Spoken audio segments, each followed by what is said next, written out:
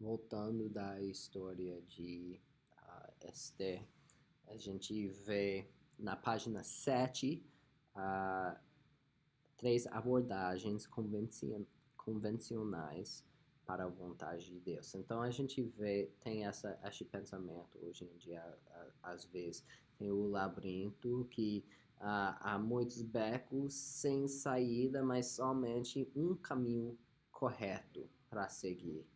Um, e também tem o alvo, que a vontade de Deus está no centro e estamos mais felizes bem no centro.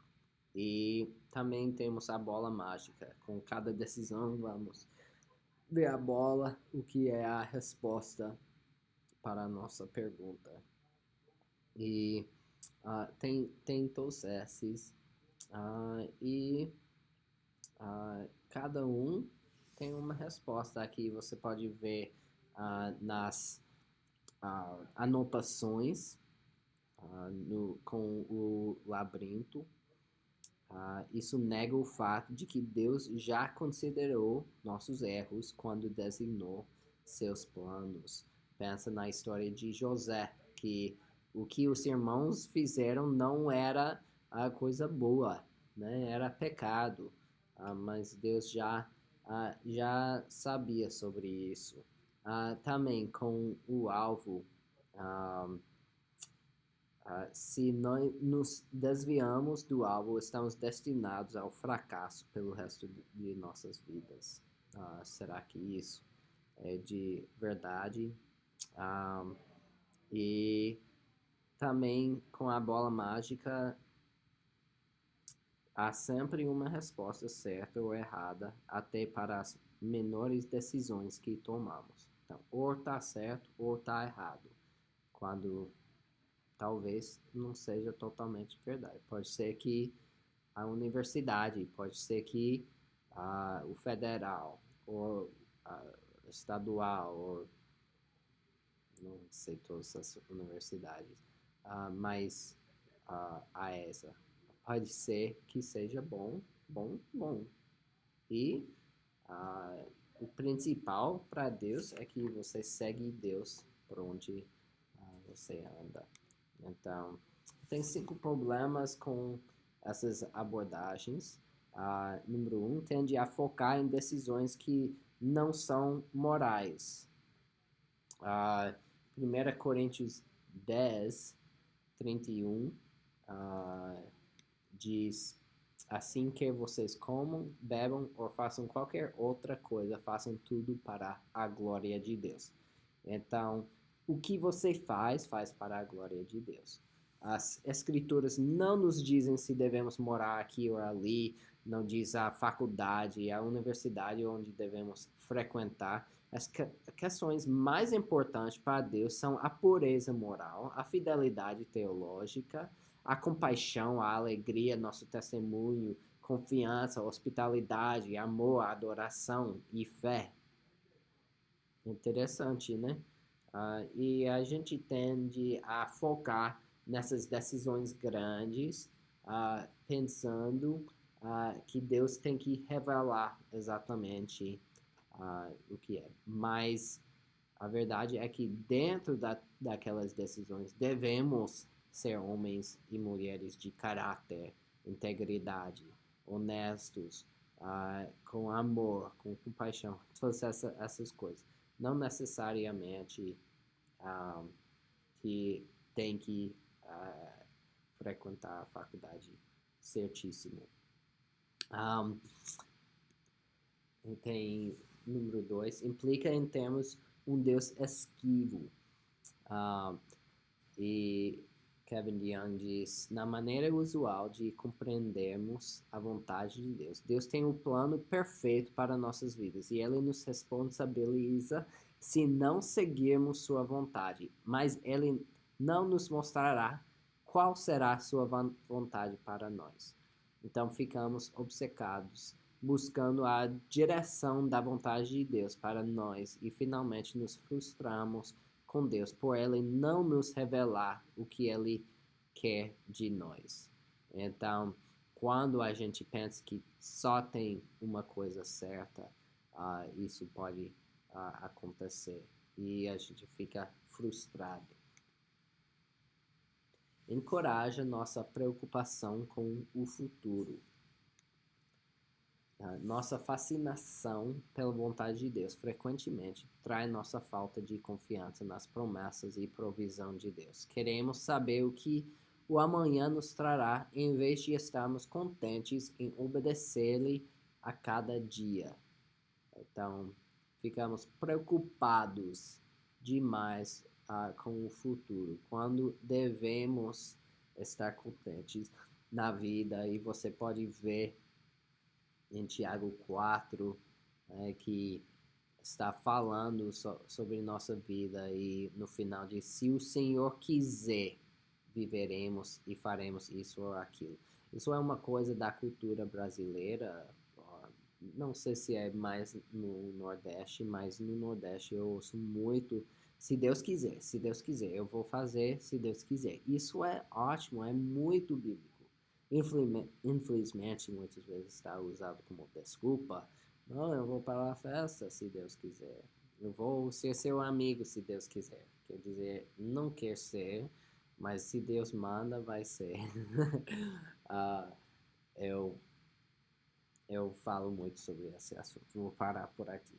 Mas não usa se Deus quiser como desculpa para fazer o que você não quer fazer. Só vou dizer isso.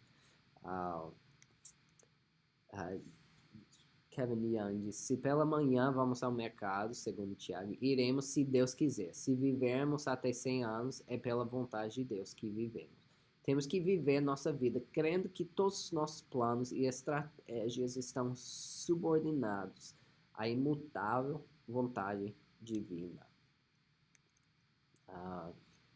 E número 4, solapa a responsabilidade individual, nossos deveres e iniciativas. E solapa, para aqueles que não sabem, como eu não sabia, é destruir, prejudicar, ou fazer para enganar. Então, precisamos ser cuidadosos para não usarmos Deus como um coringa para as nossas decisões. Só porque nós oramos não quer dizer que nossas decisões serão corretas. Então, não precisa culpar Deus por decisões erradas que a gente faz. E número 5 é subjetivo. Algumas vezes nossas decisões são subjetivas. Nem sempre isso é ruim. Às vezes seguimos um palpite ou intuição ou algum sentimento interior. O que é ruim é quando nós nos escravizamos neste tipo de subjetivismo. Assim, nunca nos arriscamos porque nunca sentimos paz em relação às decisões que tomamos. Então, a gente, às vezes, tudo fica espiritual demais, quando não precisa ser tão espiritual. E, às vezes, usamos a palavra de Deus de uma maneira ruim. Tem aqui a teologia Rema, que é uma abordagem bíblica que crê que Deus revela ao leitor interpretações bíblicas pessoais e individuais, e essas interpretações possuem autoridade bíblica, mesmo que sejam completamente desconectadas do contexto original da passagem a que se refere. Então, a gente vê aqui alguns exemplos, tipo alguém que está indo para a guerra. Jeremias 34 diz: você não vai morrer pela espada. Isso no contexto está falando para um rei, acredito. Está falando para uma situação real. Na história, não está falando para mim hoje em dia. Contexto é bem importante para nós. Não podemos tirar os textos do contexto. Outro para alguém lutando contra um câncer. E João 11 diz que vai viver. Isso não é para a sua morte, diz. Mas mesmo na história, é a história de Lázaro, ele morreu, mas depois foi ressuscitado.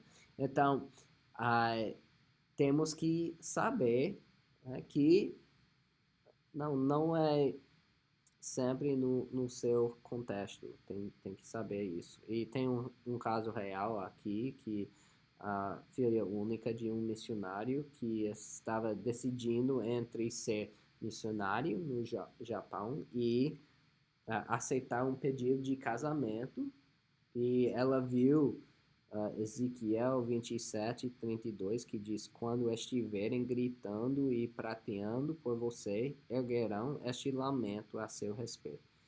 Quem chegou a ser silenciada como um tiro, cercada pelo mar. Então, tá falando de Japão?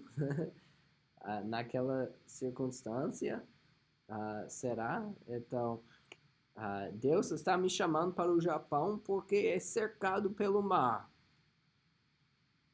Então, ela usou este exemplo, mas não era para usar. E